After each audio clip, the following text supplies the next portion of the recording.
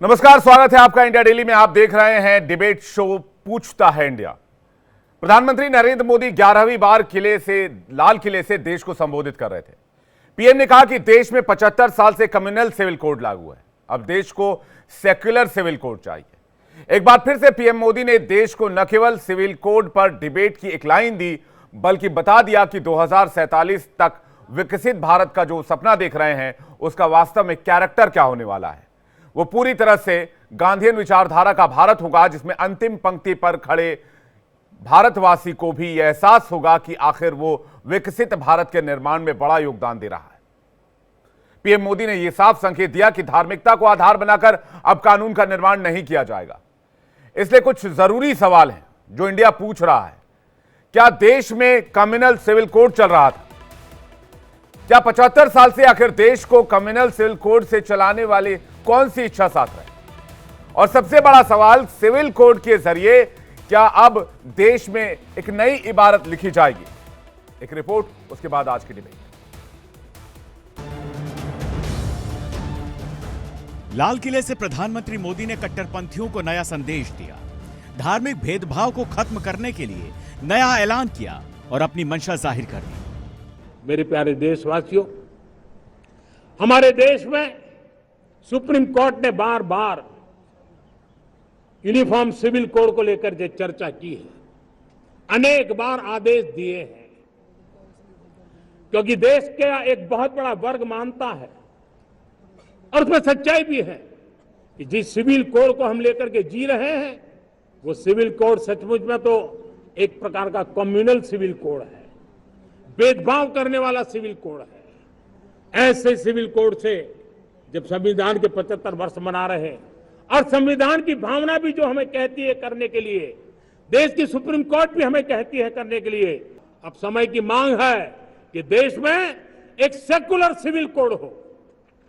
हमने communal civil code में 75 साल बिताए हैं, अब हमें सेक्युलर सिविल कोड की तरफ जाना होगा और तब जाकर के देश में धर्म के आधार पर जो भेदभाव हो रहे हैं, सामान्य नागरिक को जो दूरी महसूस होती है, उससे हमें मुक्ति मिलेगी। प्रधानमंत्री मोदी ने साफ कर दिया कि देश में धार्मिक आधार पर भेदभाव अब नहीं चलने वाला है। 75 साल तक धार्मिक भावना के आधार पर देश को गुमराह करने की कोशिश की गई। सेकुलर कह के देश में नई खाई बनाई गई और फिर उसका राजनीतिक लाभ लिया गया। बीजेपी के लिए यूसीसी का मुद्दा राम मंदिर और धारा 370 से भी पुराना मुद्दा है। जनसंघ के जमाने से यह मांग उठती रही है, देश में कॉमन सिविल कोड लागू हो।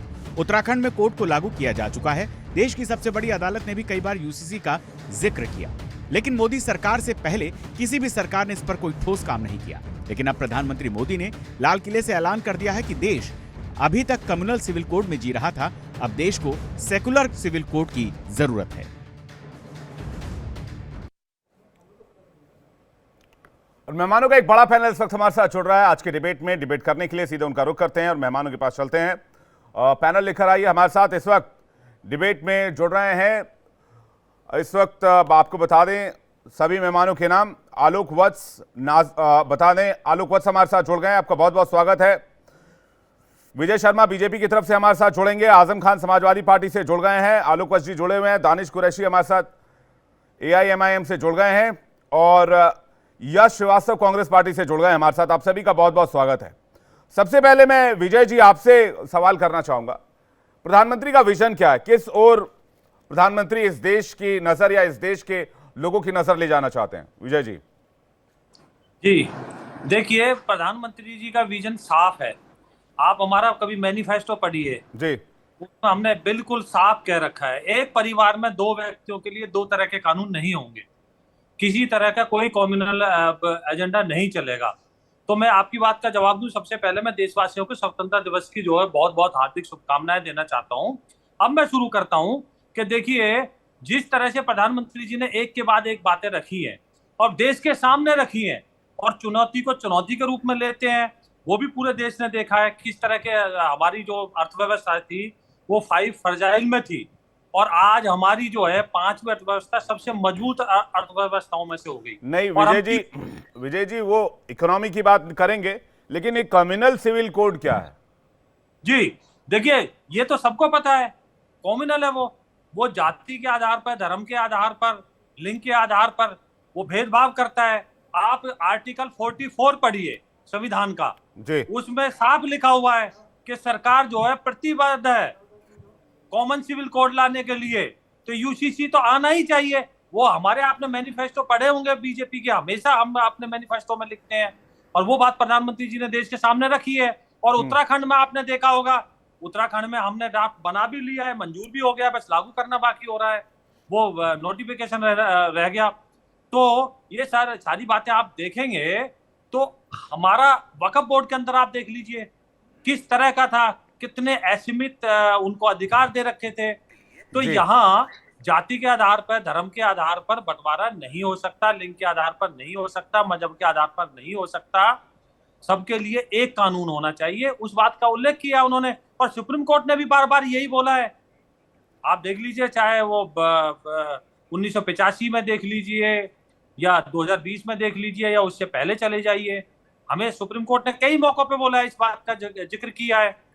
तो मैं वही दोहराना चाहता हूँ, प्रधानमंत्री जी ने देश के सामने वही बातें रखी हैं कि भाई देश जो है जी, मतलब आप लोग कॉमन सिविल कोड को के ऊपर बहुत तेजी से काम करने वाले हैं। मैं इसमें यश का रिएक्शन चाहूंगा, उसके बाद बाकी मेहमान को रुक कर रहा हूं। यश, कांग्रेस पार्टी का क्या स्टैंड है इस मामले को लेकर? बहुत विचित्र बात है कि हमारे प्रधानमंत्री जी 10 साल से सरकार चला रहे हैं, अभी फिर बड़ी जैसे भी हो चलिए बैसाखियों से ही सही, लेकिन आ गए हैं चुन के, और उसके बाद भी हमें वही 10 साल पुरानी घिसी हुई स्क्रिप्ट सुनने को मिलती है। उनके भाषण में कुछ भी नया नहीं होता है। आज भी हम एयर स्ट्राइक, सर्जिकल स्ट्राइक सुन रहे हैं, आज भी हम वही जुमलेबाजी सुन रहे हैं जो हम 10 साल से सुनते आ रहे हैं। और ये सिविल कोड को कम्युनल कह रहे हैं, इनको या तो पता नहीं है या फिर ये जानबूझ के देश में आज के दिन भी यही फैलाना चाहते हैं, क्योंकि जिस कोड को ये कम्युनल कह रहे हैं वो हमारे संविधान में है, और संविधान के शुरू में जो शायद इन्होंने, इनके आधे से ज्यादा लोगों ने पढ़ा भी नहीं है, वो यही लिखा है कि देश का हर नागरिक बराबर है। उस कोड को ये कम्युनल कहते हैं। और इसको कौन सा कोड कहा जाए अभी, क्योंकि आज के दिन में हमने बहुत कुछ देखा है, और अभी अभी पेरिस ओलंपिक निपटा है, तो निपटा मैं इसलिए कह रहा हूं क्योंकि मैं आगे उसका तर्क देता हूं। हरियाणा से 24 एथलीट जाते हैं, उनको फंड मिलता है कुल 66 करोड़। तमिलनाडु से 13 एथलीट जाते हैं, फंड मिलता है टोटल 20 करोड़। उत्तर प्रदेश से 6 एथलीट जाते हैं, उनको मिलता है 438 करोड़। और गुजरात से 2 एथलीट जाते हैं, उनको 426 करोड़। ये किस तरह का यूनिफॉर्म कोड चल रहा है यहाँ पे? देश को दिखाने के लिए आप रोज नई नौटंकी करते हैं, और आपकी जो पॉलिसी है, आपकी जो नीतियां हैं, और आपका जो क्रियान्वयन है, वो इसका ठीक उल्टा रहता है। जी, आप ये कह रहे हैं, यश, आप ये कह रहे हैं ये कॉमन सिविल कोड एक तरह की नौटंकी, इससे ज्यादा कुछ नहीं है? बिल्कुल कह रहा हूं मैं। उत्तराखंड में जो इन्होंने किया है, जो हमारे महान वहां का जो भाजपा का शासन है, उन्होंने यूनिफॉर्म सिविल कोड के नाम पे एक कानून बना दिया जिसमें पुलिस अब लोगों के घर घुस के देख सकती है कौन रह रहा है, कैसे रह रहा है, आप आके बताइए। ये क्या है? आप लोगों के घरों में घुस रहे हैं और उसको कह रहे हैं यूनिफॉर्म सिविल कोड। आप अपने घर में घुस के बताइए ना, वो कौन सा सिविल कोड है जिसके कारण अडानी का 25 लाख रुपए का लोन राइट ऑफ करते हैं। अभी आरटीआई में आया है, एनडीए ने 25 लाख राइट ऑफ किया है, और एक आम किसान या मजदूर या एमएसएमई व्यापारी का नहीं करते। आम व्यापारी जीएसटी भर भर के खत्म हो रहा है, और अडानी जी जो है वो सेबी चीफ को भी मिला लेते हैं, सब कुछ कर लेते हैं। अभी हिंडनबर्ग पर आपने निर्मला माधवी बुद्ध जी की सफाई मांगी है। क्यों मांगी है आपने सफाई, जब 2 दिन पहले इसी चैनल पर डिबेट में भाजपा वाले खड़े हुए थे लोन राइट ऑफ पे और अडानी के सवाल पे और बाकी के मैटर्स पे हमने डिबेट की है और आगे भी करेंगे। जैसा कि मैंने विजय जी को रोका कि हम इकोनॉमी पर भी डिबेट कर लेंगे, लेकिन क्या वाकई इस देश को कॉमन सिविल कोड की आवश्यकता है, और अगर है तो फिर क्या कांग्रेस इसे नौटंकी मानती है? डिबेट इस बात को लेकर है। मैं आ रहा हूं विजय जी, आलोक जी की राय जान ले रहा हूं। सभी मेहमानों का एक पक्ष आ जाना चाहिए, उसके बाद फिर डिबेट को आगे करेंगे। आलोक जी, क्या ये नौटंकी है या जरूरत है? देखिए, यूनिफॉर्म सिविल कोड आज के दिन में भारत के लिए अत्यंत आवश्यक है, क्योंकि आप 2 तरीके के कानून एक ही घर में नहीं रख सकते। जो marriage, adoption, divorce, maintenance, inheritance, इस पर जो स्पष्टीकरण होना चाहिए वो बहुत से समाज के अंदर नहीं है, खासकर मुस्लिम समाज में तो नहीं है बिल्कुल। और ये जो लॉज बने थे ये ब्रिटिश राज के समय के बने हुए लॉज हैं।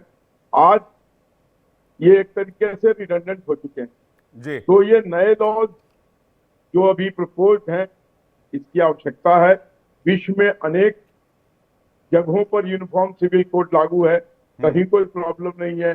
उन देशों में भी मुसलमान बहुतायत में रह रहे हैं, तो यहाँ के लोगों को, खासकर कांग्रेस को, क्यों इससे प्रॉब्लम नजर आ रहा है, ये मेरी समझ में नहीं है। ये किसी को कोई विशेषाधिकार तो नहीं देता है, समान रूप से अधिकार देने की बात हो रही है।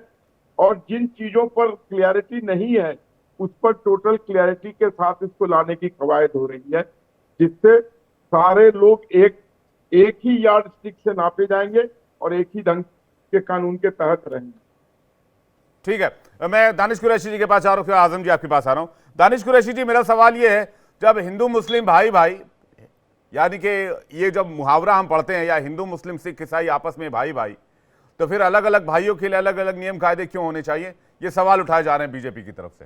क्या इस देश में एक कानून की आवश्यकता है? दूसरी बात, आलोक वत्स जी और विजय जी कह रहे हैं एक घर में रहने वाले दो लोगों के लिए दो अलग अलग कानून कैसे हो सकते हैं?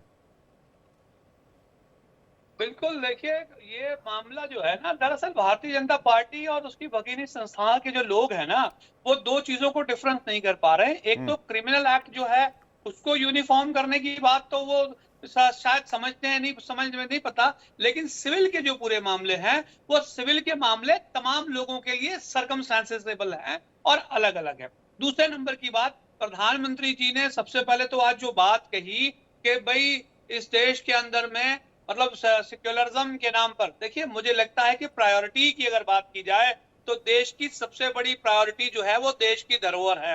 मैं आपको बताऊं, अगर इसको डिनाई भी करेंगे तब भी सरकार की तरफ से क्या रिप्लाई है मुझे ये भी बता दीजिएगा। भारतीय जनता पार्टी के प्रवक्ता से न्यूयॉर्क टाइम्स ने 2 दिन पहले अलग अलग पॉइंट्स दिखाए हैं जिस पर चाइना अपना वो बना रहा है, अपने घर बना रहा है सिविलियंस के लिए। अब मुझे ये बताइए कि देश की प्रायोरिटी क्या है? देश की जो बाउंड्रीज है उसकी सुरक्षा पहले प्रायोरिटी है या इस तरीके की राजनीति? मुझे लगता है भारतीय जनता पार्टी समानता का अधिकार क्यों नहीं होना चाहिए? करना सुनिए, आपने मेरी सवाल का जवाब नहीं दिया, मैं तो सवाल पूछ रहा हूँ, राजनीति समानता का अधिकार क्यों नहीं होना चाहिए? लेकिन देश के प्रधानमंत्री की सुरक्षा जो जिम्मेदारी भी है, भारत नहीं, सारी जिम्मेदारी है। इस देश में समानता का अधिकार क्यों नहीं होना चाहिए? दानिश जी, समानता का अधिकार में क्या बुराई है? हिंदू तो नहीं कह रहे कहीं, ना सिख कह रहा, ना बौद्ध कह रहा, ना जैन कह रहे, ना पारसी कह रहे, सिविल कोड के विरोध में तो कोई नहीं है। सुनिए, समानता की जो आप बात कह रहे हैं ना, मैं समानता का ही जवाब दे रहा हूं कि देश में प्रायोरिटी क्या है। देश की अंदरूनी जो बात है समानता की या समानता की, यूसीसी पे या नॉन यूसीसी पे, उस पे विरोध पे, सहयोग पे, ये तमाम चीजें अपनी जगह है। पर मुझे ये बता दीजिए कि चीन जो बाउंड्री में घुसता जा रहा है, सिविलियंस को बिठा रहा है, क्या वो ज्यादा पहले प्रायोरिटी है विवेक जी आपके लिए, या ये यूसीसी ज्यादा प्रायोरिटी है? प्रायोरिटी तय कर दीजिए, उसके बाद मैं बताता हूँ क्या है असमानता। नहीं, आप डिबेट डिविएट कर रहे हैं दानिश जी। वो एक्सटर्नल सिक्योरिटी का देखिए एक बात सुनिए, डिबेट आज चाइना बॉर्डर को लेकर होती तो आप सवाल उठाते, मुझे उस पर कोई एतराज नहीं है। आप अभी भी बोल रहे हैं, आपका सवाल सरकार तक पहुंच रहा होगा, सरकार के लोग सुन रहे होंगे, उससे भी मुझे कोई एतराज नहीं है। आप सवाल उठा सकते हैं, आप बेशक सवाल उठा सकते हैं। दानिश कुरैशी, मैं आपके सवालों से इनकार नहीं कर रहा हूं, लेकिन आप ये नहीं कह सकते आप मेरे सवाल का जवाब दे दीजिए तो मैं आपके सवाल का जवाब दे दूंगा।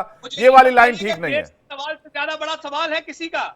नहीं, आप मुझे बताइए ना, देश के अंदर क्या समानता होनी चाहिए कि नहीं होनी चाहिए? मैं तो इतना सा सवाल पूछ रहा हूँ। देश की सुरक्षा होनी चाहिए कि नहीं होनी चाहिए? दानिश कुरैशी जी, आप क्या बोलेंगे? देश की सुरक्षा नहीं होनी चाहिए?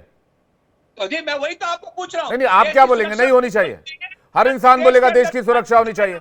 अब मेरे सवाल का जवाब दीजिए आप, क्या इस देश में समान कानून होने चाहिए कि नहीं होने चाहिए? आपकी पार्टी क्या कहती है? AIMIM का क्या स्टैंड है प्रधानमंत्री मोदी के उस कथन पर कि इस देश में कम्युनल सिविल कोड है जबकि कॉमन सिविल कोड होना चाहिए?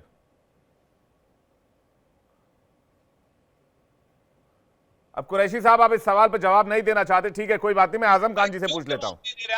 आजम खान जी, समाजवादी पार्टी का क्या स्टैंड है आज प्रधानमंत्री के संबोधन को लेकर? देखिए, वो विवेक जी, समाजवादी पार्टी का हमेशा स्टैंड क्लियर रहा है कि नीति निर्देशक तत्वों की जब हम बात करते हैं तो उसमें सिर्फ और सिर्फ कॉमन सिविल कोड ही नहीं है, उससे पहले आर्टिकल 38 में ये कहा जाता है कि भारत सरकार को सामाजिक समानता लाना चाहिए, क्या भारत में सामाजिक समानता है? और आर्टिकल 39 ये कह रहा है कि भारत में आर्थिक असमानता को कम करना चाहिए। जो गरीबी बढ़ती जा रही है उसके बारे में केंद्र सरकार कोई चर्चा नहीं करती है। सामाजिक तौर से असमानता, ये दोनों आर्टिकल 44 से पहले हैं विवेक जी। मैं फिर भी दूसरी बात कह रहा हूं, चलिए ठीक है, अगर भाजपा इस पे चर्चा नहीं करना चाहती है, वो सामाजिक समानता नहीं लाना चाहती है, आर्थिक असमानता नहीं लाना चाहती है, कानूनी समान नागरिक संहिता ही लाना चाहती है, तो क्या जो संविधान ने लोगों के मौलिक अधिकार दिए हैं उस पर चर्चा नहीं करेगी? जो आर्टिकल 25 है कि जो अल्पसंख्यक है उसको धार्मिक स्वतंत्रता जो दी गई है उस पर चर्चा तो करना पड़ेगा ना विवेक जी, अगर उसको लाना है, या आप उसको चर्चा भी नहीं करेंगे? चर्चा करे कोई ला ही नहीं रहा ना सर, अभी भी देखिए राइट ऑफ कर देंगे, बगैर चर्चा करे कोई ला ही नहीं रहा। अभी वक्त संशोधन बिल आना था, वो ज्वाइंट पार्लियामेंट कमेटी में चली गई। मैं तो राय जानना चाह रहा हूं, आना चाहिए कि नहीं आना चाहिए? आना चाहिए तो ठीक बात है, नहीं आना चाहिए तो विरोध क्यों है? नहीं आना चाहिए तो तथ्यात्मक जो चीजें हैं, जो तथ्यात्मक समस्याएं हैं उसके साथ उसकी चर्चा करनी पड़ेगी। नहीं, चर्चा से कोई नहीं भाग रहा आजम खान जी, चर्चा से कोई नहीं भाग रहा, चर्चा से कोई नहीं भाग रहा, लेकिन क्या अपीजमेंट पॉलिटिक्स के लिए एक जरूरी मुद्दे को दबा दिया जाना चाहिए या फिर उसे छोड़ दिया जाना चाहिए? देखिए अपीजमेंट पॉलिटिक्स नहीं है, दो बहुत महत्वपूर्ण चीजें हैं इसमें। एक तो आर्टिकल 25 में जो माइनॉरिटीज को राइट्स दिए गए, फंडामेंटल राइट्स दिए गए रिलीजन से रिलेटेड। दूसरी बात, भारत अनेकता में एकता का देश है, यूनिटी इन डाइवर्सिटी है, क्या उसकी कीमत इतनी बड़ी चुकाई जाएगी क्या? जो भारत की खूबसूरती है वो विविधता है। हर आदमी कहता है कि अनेकता में विविधता ही भारत की सबसे बड़ी खूबसूरती है। आजम खान जी एक बात समझने की कोशिश कीजिए, मैं जो कह रहा हूं, यूनिटी इन डाइवर्सिटी ठीक बात है, अच्छा लगता है सुनने में, सेक्युलर शब्द भी बहुत अच्छा लगता है कान में सुनने में, लेकिन इसकी कीमत क्या होगी? At what cost? वही तो मैं भी जानना चाह रहा हूं। क्या कॉमन सिविल कोड की कीमत ये होगी? भारत में जो एकता में अनेकता की खूबसूरत है, विभिन्न संस्कृतियां रहती हैं, विभिन्न लोग रहते हैं, क्या उसकी कीमत इतनी बड़ी चुकाई जाएगी? दिक्कत क्या है इससे? दिक्कत है बिल्कुल, जो डिफरेंट सेक्ट के लोग हैं, अभी इन्होंने जो उत्तराखंड में लाए हैं वहां भी इन्होंने कुछ लोगों को उससे बाहर रखा है। आखिर क्यों बाहर रखा है? पूछ लीजिए भाजपा के प्रवक्ता से। मैं सवाल का जवाब कुछ समूहों को क्यों बाहर रखा है? अगर विवेक जी बस एक मिनट और मेरा ले लीजिए आप जल्दी से, थोड़ा सा। अगर भारत सरकार सभी वर्गों सभी समूहों को लाने में सक्षम नहीं है तो फिर उसे इसकी चर्चा नहीं करनी चाहिए। पहले सभी वर्गों और सभी समूहों को लाने में सक्षम हो जाए जिस दिन, उस दिन उसे चर्चा करनी चाहिए। नहीं, आप बाकियों की जिम्मेदारी मत लीजिए, आप अपनी बात बताइए।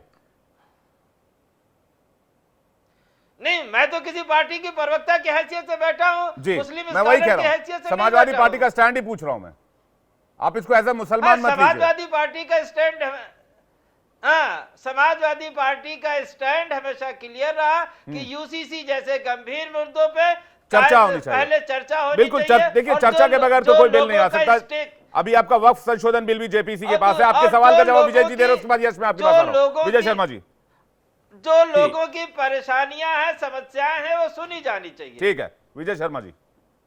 जी देखिए, आपने कम से कम 10 बार उत्तराखंड में जवाब दे देंगे, बस उत्तराखंड में जवाब दे देंगे क्यों किसी को बाहर रखा गया। ठीक है, क्यों किसी को बाहर रखा गया। ठीक है विजय शर्मा जी से जवाब ले लेते हैं। ठीक है विजय शर्मा जी।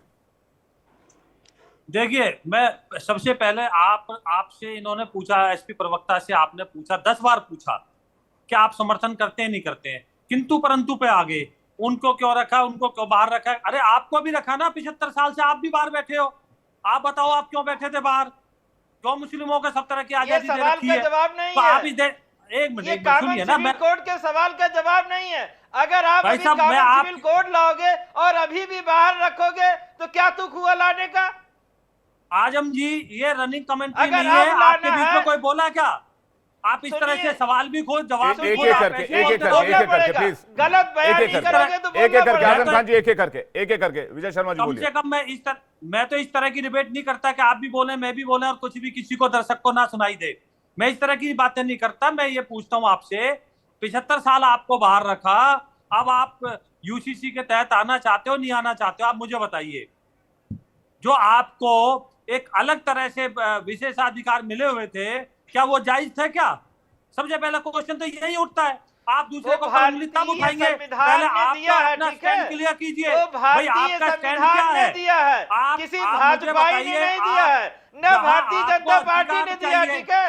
वो भारत के संविधान ने दिया है, वो फंडामेंटल जिस संविधान की बात करते हो वही संविधान तो कहता भाजपाइयों है। के नहीं है।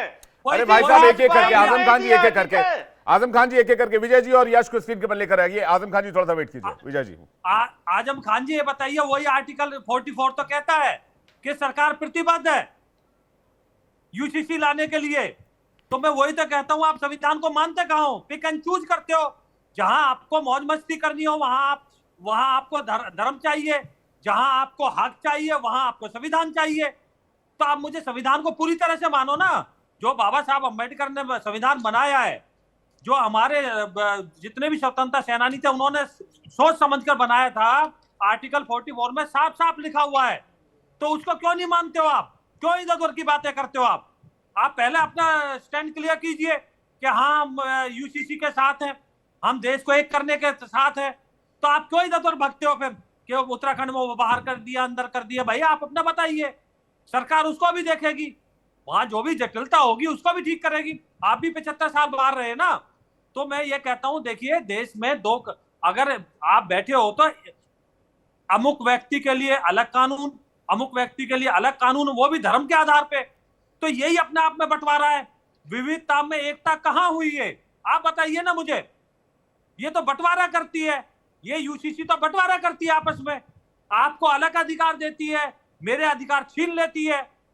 तो ये कहां से हुआ जी? अगर आप आर्टिकल 25, 28, 30 देखेंगे तो आप उसको गहनता से देखिए, फिर आप दूसरी तरफ देखिए। दानिश कुरैशी जी के पास जाओ। यश कुछ कहना चाह रहे हैं। यश आप कुछ पूछना चाह रहे थे। देखिए, संविधान के जो हमारा प्रियम्बल है उसमें इक्वालिटी यानी बराबरी की जो बात है वो सबके लिए स्टेटस, अपॉर्चुनिटी, बराबर काम और उपलब्धियों के लिए है।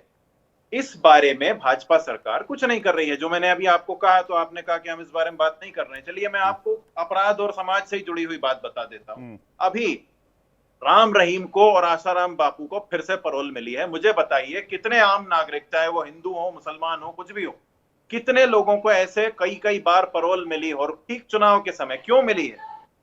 जबकि एक व्यक्ति पूरी तरह से अपराध सिद्ध हो चुका है, दूसरा व्यक्ति कई सालों से सजा काट रहा है, सजा दोनों काट रहे हैं, लेकिन इनको पैरोल मिलती जा रही है। मुझे बताइए एक डॉक्टर जिसने उत्तर प्रदेश की स्वास्थ्य सुविधाओं के बारे में बात की थी, उसे क्यों नहीं आज तक आपने बाहर लाके, उसकी तो न्यायिक प्रक्रिया ही पूरी नहीं हुई है।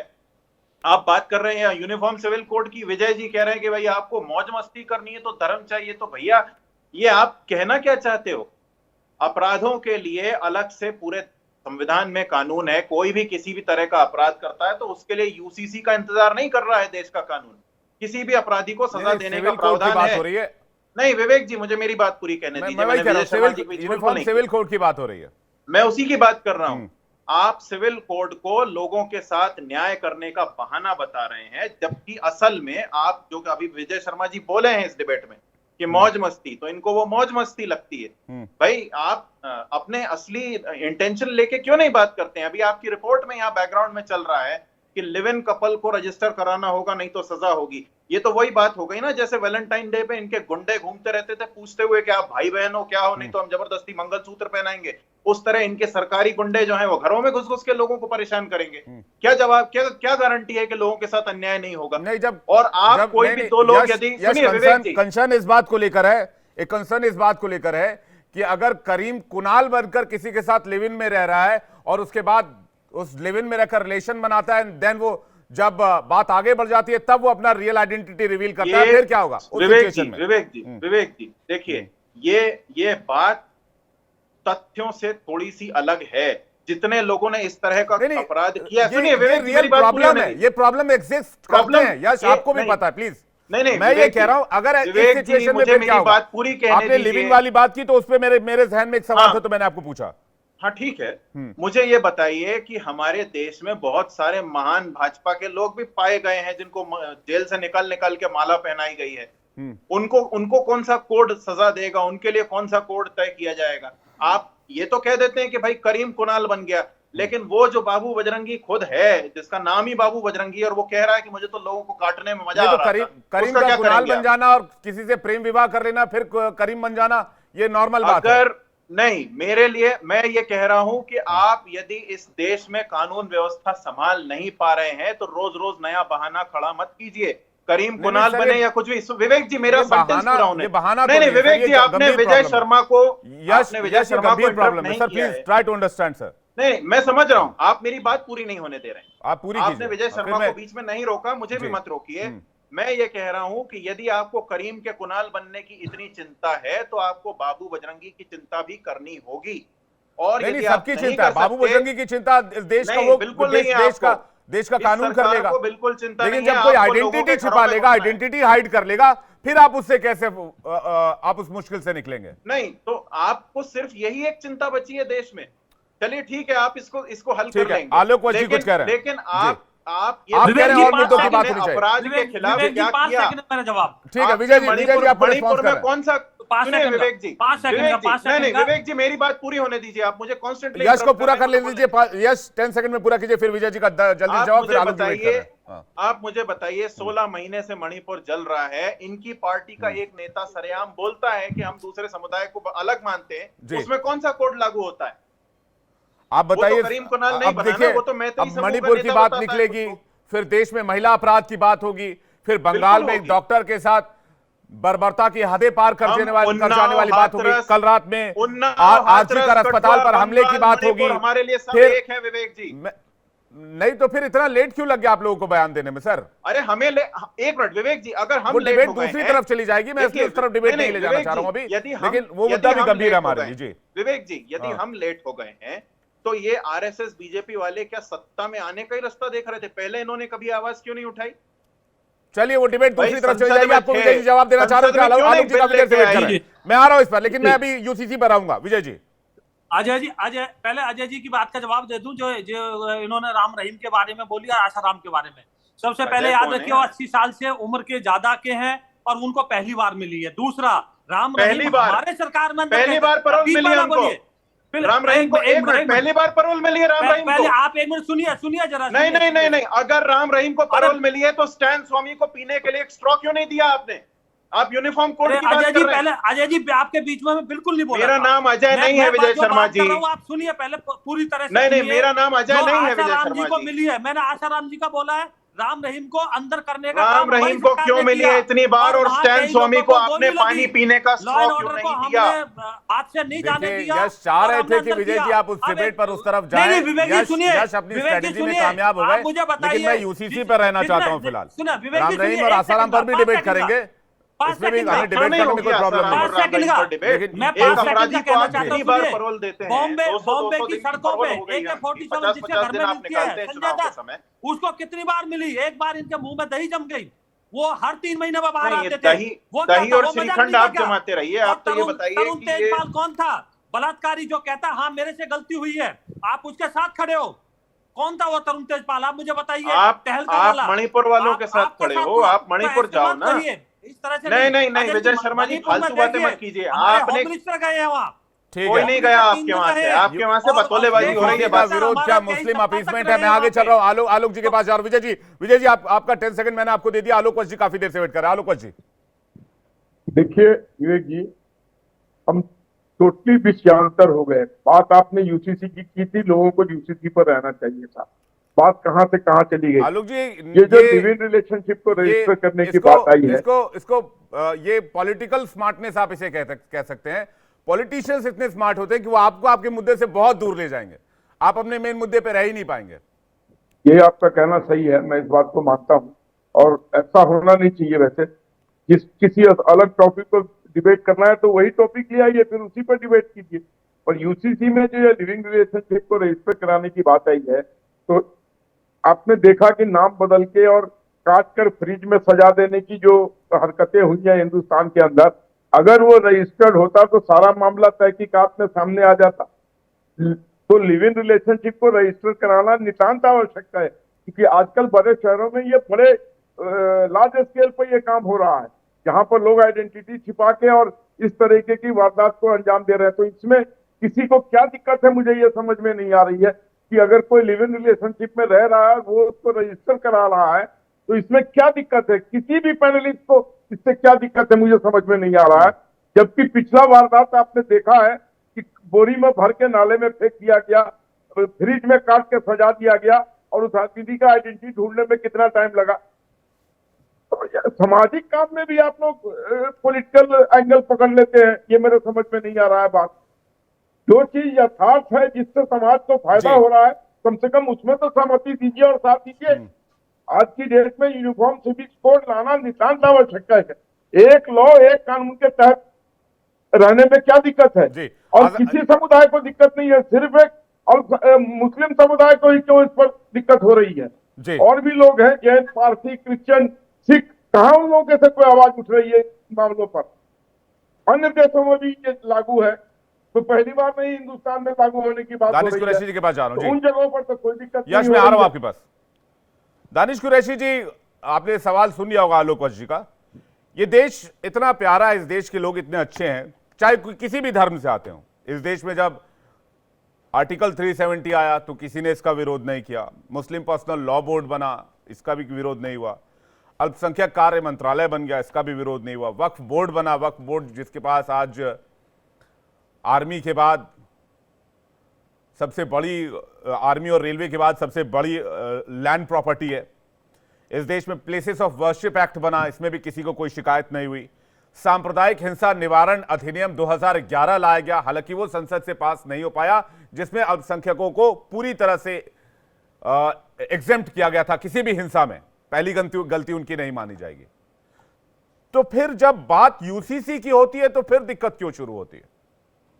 कुरैशी जी, देखिए, मैं आपको यही समझा रहा हूं, काफी देर से समझाने की जो मेरी कोशिश है वो यही है कि दरअसल भारतीय जनता पार्टी का प्रॉब्लम क्या है कि उसको क्रिमिनल एक्ट में और सिविल एक्ट में समझ में ही नहीं आ रहा। पता नहीं ये कौन सी भाषा समझते हैं। देखिए, सिविल मैटर में आपको एक बात कहूं, सबसे पहले आपने बहुत सारी बातें की वक्फ बोर्ड की। मैं आपको बात बता दूं कि वक्फ में अगर आपके पूर्वजों ने डोनेट किया होता तो आपके पास भी इस तरीके की धर्मादा की प्रॉपर्टी होती। अब नहीं किया तो मैं क्या कर सकता हूं? हमारे बाप दादाओं ने या हमारे बुजुर्गों ने या हमारे मजहब के लोगों ने अगर किया तो फिर उससे आपत्ति नहीं होनी चाहिए। दूसरे नंबर की बात कि किसी पैनलिस्ट ने ये कहा कि भाई करीम जो है कुणाल बनने की बात करता है। सुनिए मेरी बात, ये बेवकूफ बनाने की बात है। हमारे यहाँ देश में ऑलरेडी कानून है और किसी को भी सिर्फ आदमी अरे सिर्फ एक व्यक्ति किसी महिला को बेवकूफ बना सकता नहीं है।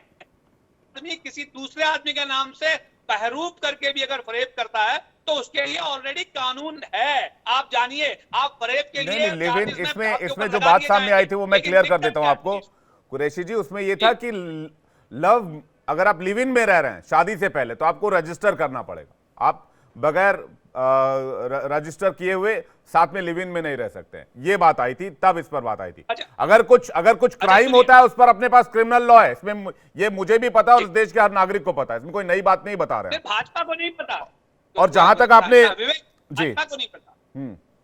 हाँ, अब मैं आगे बताऊं। देखिए, रह गई बात लिव इन की, तो ये लिव इन भी छोड़ दीजिए। मैं तो कहता हूं कि बिना लिव इन के भी अगर कोई, छोड़िए एक महिला और पुरुष की बात छोड़िए, अगर पुरुष भी अगर किसी तरीके का रिलेशन में जाते हैं बिना किसी प्रोसेस के, तो क्या उनके ऊपर एफआईआर कर दी जाएगी? जब तक वो आमने सामने एफआईआर नहीं करते। नहीं, इस देश में सहूलियत के हिसाब से क्या शोषण होता है, सहूलियत के हिसाब से धर्म का कार्ड कब तक खेला जाएगा, मैं ये पूछना चाह रहा हूं। आलोक वत्स जी कुछ कहना चाह रहे हैं। दानिश कुरैशी जी, मेरे एक सवाल का जवाब दे दीजिएगा, क्या सहूलियत के हिसाब से धर्म का कार्ड खेला जाएगा नेताओं की तरफ, मुस्लिम नेताओं की तरफ से या मुसलमानों की तरफ से, जो लोग अपनी बात यहाँ रखते हैं? बिल्कुल सही बात है। तो फिर एक काम करें, देश में भारतीय जनता पार्टी से कहें कि देश में सिर्फ धर्म को खत्म ही कर दें, किसी तरीके का कोई धर्म ना माना जाए, तो सारा मामला निपट जाएगा। नहीं, क्यों खत्म कर दिया जाए? एक सेकंड दानिश कुरैशी जी, एक सेकंड। शांत हो जाइए। जब आपको दुकान पर नाम लिखने को कहा जाता है तो आप कहते हैं कि इस देश का सेक्युलरिज्म खतरे में है। जब यूसीसी की बात आती है तो आप कहते हैं कि भाई धर्म हमारा पहले, हम धर्म के हिसाब से चलेंगे। ये कैसे चलेगा? मतलब ये दोनों बातें नहीं मैच करी ना, मुझे समझा दीजिए ना प्लीज। देखिए, सुप्रीम कोर्ट ने लताड़ लगाई आपको नाम लिखने पे, इससे आप बताइए ऐसे चलेगा? और रह गई बात इसका कि हम राजनीतिक तौर पे उसका विरोध कर रहे हैं, तो फिर समानता कहाँ है? विरोध करना, तो फिर समानता कहाँ है? इक्वालिटी कहाँ है? सुनिए देखिए, मैं आपको ये कह रहा हूँ कि सुप्रीम कोर्ट ने आपको लताड़ लगाई नाम लिखने के मामले में, आ गई बात आपके सामने। दूसरे नंबर की बात, मुझे नहीं, जहां पर ये आदेश लगा था उनको लताड़ लगी। आपको मैं सही बात बता दूं। हाँ, मैं आपको सही बात बता दूं। और लोकतंत्र में राजनीतिक करना हमारा अधिकार है। जरूरत पड़ेगी नहीं, अधिकार नहीं है, जरूरत पड़ेगी तो ये इसको दो मुहापन कहते हैं। नहीं, ये इसको दो मुहापन कहते हैं। इसको एक्सेप्ट कर लीजिए, कोई बात नहीं, होता है कभी कभी, मान लीजिए। कुरैशी जी मान लीजिए, हिंदुओं का मान लीजिए, जरूरत के हिसाब से आइडेंटिटी बताने या छिपाने की बात वही करता है जिसके दिल में या फिर जिसकी नीयत में खोट होता है। कुरैशी जी, इस बात को ध्यान रखिएगा। आलोक वश जी कुछ कह रहे हैं। आलोक वश जी, आप कुछ कह रहे हैं, उसके बाद आजम खान जी के पास जा रहा हूं क्योंकि बस वक्त सीमित है और यश भी कुछ कहना चाह रहा है। आलोक वश जी, मेरा ये कहना है कि लिव इन रिलेशनशिप में अगर रजिस्टर कराने की बात हो रही है तो उस पर इतना हंगामा क्यों कर रहे हैं? क्या दिक्कत है अगर वो आदमी रजिस्टर कराना है तो? मैरिज भी तो रजिस्टर्ड होते हैं। तो लिविंग रिलेशनशिप में लोग 4-4 साल 5-5 साल रहते हैं, तो उसको अगर रजिस्टर करा दिया तो क्या दिक्कत है? मैं ये जानना चाहता हूँ सारे लोगों से कि दिक्कत क्या है। ठीक है, यश कुछ कहना चाह रहे हैं। कौन सी इसमें प्रॉब्लम आ रही है? आपका कुछ रिमार्क था। यश कुछ कहना चाह रहे हैं। यश, हाँ। विवेक जी, सबसे पहली बात, ये मैं आपको जो तस्वीर दिखा रहा था, मैं मुद्दे पर हूं लेकिन ये दिखाना जरूरी है। ये मध्य प्रदेश के उप मुख्यमंत्री हैं राजेंद्र शुक्ला जी, इन्होंने उल्टा बैच पहना है, उल्टा तिरंगा धारण किया है। इस बारे में कोई कोड है या नहीं, ये बताना चाहिए सरकार को, हालांकि मुझे उम्मीद नहीं है। अब मैं आपको बताता हूं, ये जो लिव इन चिल्ला रहे हैं यहाँ पे, मैं 100 बात की एक बात यह है कि समाज में यदि शिक्षा और कानून और समाज की व्यवस्था ठोस हो और सरकार अपनी तरफ से लापरवाही ना बरते तो इस तरह के कानूनों की जरूरत नहीं है। यदि ये लोग इस तरह के कानूनों की जरूरत समझते हैं तो मुझे बताइए, अभी हाल ही में उत्तर प्रदेश में वो जो पानी का एक वीडियो आया था, एक मोटरसाइकिल पर एक महिला और पुरुष जा रहे थे। सुनिए विवेक, शिक्षा मजबूत होगी तो उनको और हर 14 फरवरी पे जितनी हिंदू लड़कियों का मुंह काला करते हैं बजरंग दल वाले अभी तक किया है, उन सबको क्या सजा दी जाएगी वो बताएं, नहीं तो फालतू की बकवास बंद करें। ठीक है, तो यूके में जो प्रॉब्लम्स हैं लिव इन को लेकर और बाकी प्रॉब्लम्स को लेकर, वो तो नहीं होनी चाहिए थे आपके रिमार्क के हिसाब से। यूके में मोदी जी पीएम नहीं है ना विवेक जी, मोदी जी तो यहाँ प्रॉब्लम की बात कर रहा हूँ, या बात पीएम मोदी की नहीं हो रही है, प्रॉब्लम की हो रही है। मैं भारत की बात कर रहा हूँ। वहां पर स्पेशल कानून लाया गया है। वहां कुछ भी हो, भारत की समस्याएं भाजपा को सुलझानी चाहिए क्योंकि वो सरकार में। मोदी जी आजम खान कुछ कहना चाह रहे हैं। आजम खान, आपका फाइनल रिमार्क क्या है? जी देखिए विवेक जी, यूसीसी में बहुत सारी इश्यूज हैं।